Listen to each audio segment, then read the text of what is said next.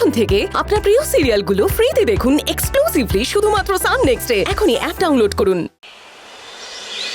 ভাবলাম এবার কোথায় আমাদের সুসময় এসেছে, মহারাজকে ফিরে পেলাম, মেয়েটার ভালো বিয়ে হবে, এইবার কোথায় দুর্দিন কেটে গেল। কিন্তু না না, দুর্দিন তো কাটার নয়, পদ্মাবতী তো এমনই পোড়া কপাল দিয়ে জন্মেছে।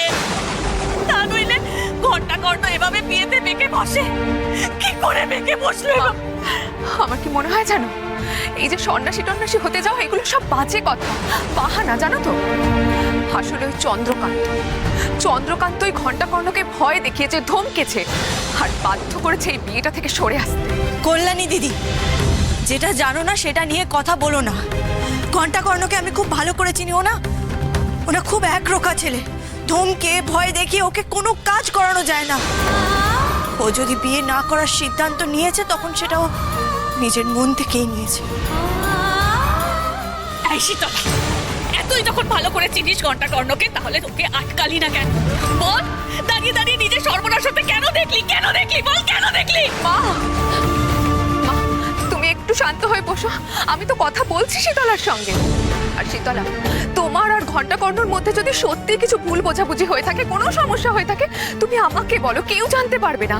আমি চুপচাপ কথা বলে সবটা মেটানোর চেষ্টা করব, কেউ জানতে পারবে না, বিশ্বাস করো। কল্যাণী দিদি, আর কতবার তোমাদেরকে একই কথা বলবো যে আমার আর ঘন্টা কর্ণর মধ্যে কোনো সমস্যা হয়নি।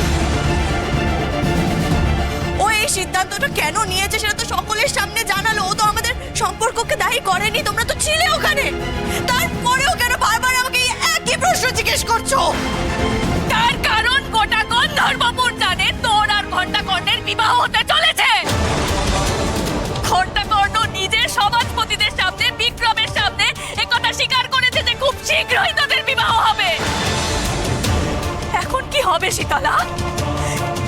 ভুলে যাস না শীতলা, বাড়ির বাইরে থাকার পরেও সবাই তোকে এই কারণেই ক্ষমা করে দিতে বাধ্য হয়েছিল।